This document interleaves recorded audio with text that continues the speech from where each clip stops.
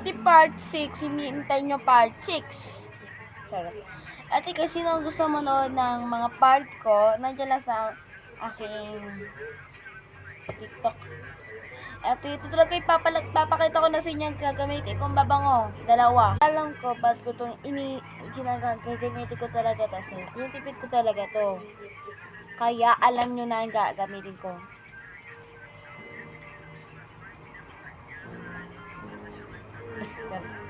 Dahil ko si Kata yun.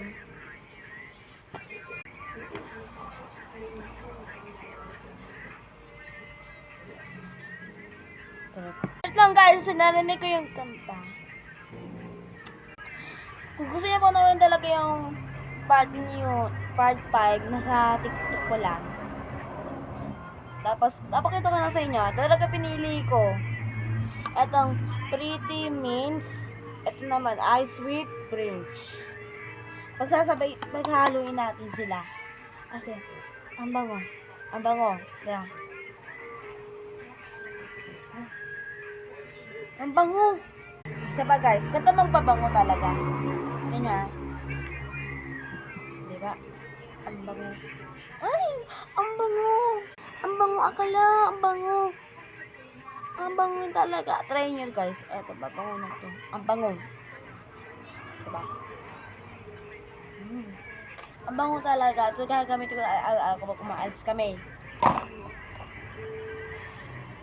Ito mo gagamitin ko sa Pasig. Guys. Ang bango talaga. Ito yung dala-dalahin ko araw-araw.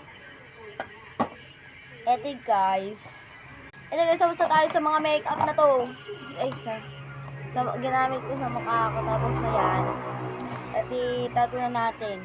Ito guys, nakatago na. Ito mag-aalsa yun ng buhok. Ito. Ito guys, ang ayos na natin buhok natin. Ang dumi na talaga akala nyo.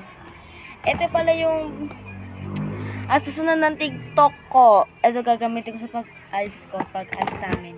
Yes! Yes, te. Kuna. Mag-ayos na nga tayo.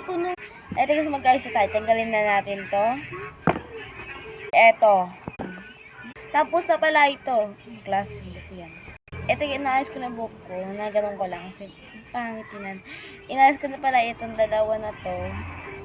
Kaya tatago na natin sa drawer ko. Tago. Tago na natin. Kasi mag-aayos na tayo ng buhok. At sa part 7 na lang pala. Bye-bye!